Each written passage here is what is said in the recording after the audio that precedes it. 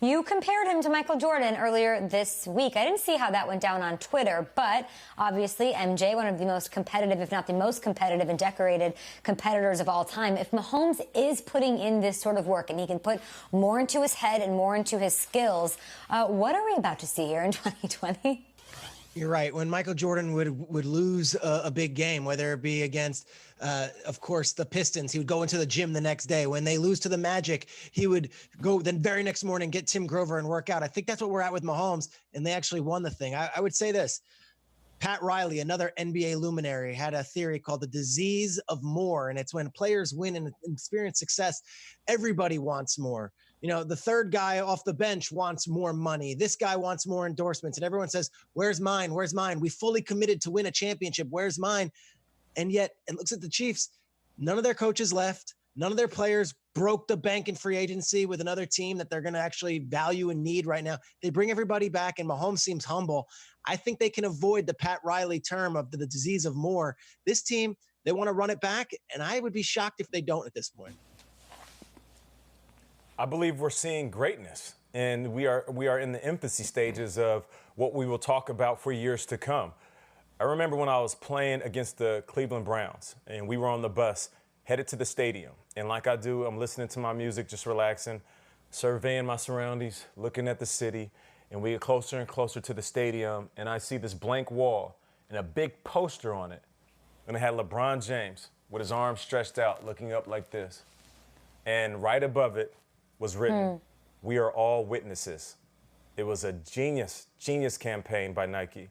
And I remember thinking to myself, man, this dude's young. We're all witnesses to what, Nike? What, I mean, that he's good, that he's great, that he's going to be one of the greatest? And that's exactly what they were saying.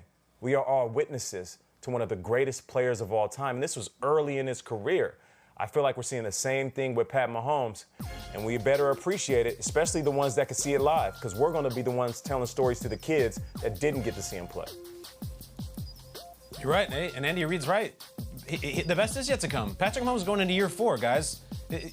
Quarterbacks hit their prime in year 7 sometimes. Absolutely best yet to come. All I want to see is the ultimate Patrick Mahomes highlight, because I don't think we have it yet, especially when it comes to the ultimate deep ball. You know, Peter likes to bring up the greatest deep ball Patrick Mahomes has ever thrown.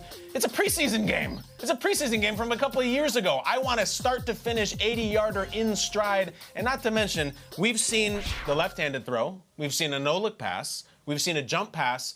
Can we not get a behind-the-back pass or a through-the-legs pass? It's going to happen. I was wishing he could almost throw one off the goalpost, but when you hit the goalpost, it's incomplete. It's a dead ball. I'm thinking maybe we can get him to Jerry World and Patrick Mahomes could hit the scoreboard with it, or even just the roof of the new stadium in Las Vegas. I want some sort of additional novelty pass, and I think having it careen off of an object is something that's never been done. So that's what I want in 2020. I don't think it's too much to ask. Shrey, does he have it in him? Yes, he can. And I think Kingsbury once told me that Mahomes was throwing behind-the-back passes in practice at Texas Tech and was nailing them. Now, the off the goalpost, Kyle, how far do you want it from? Because that could be like a nice 75-yarder if you need.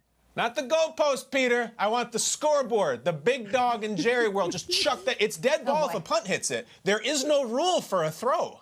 So let's rewrite some rules here, fam. I want him off the scoreboard into Kelsey's hand, touchdown. I love it.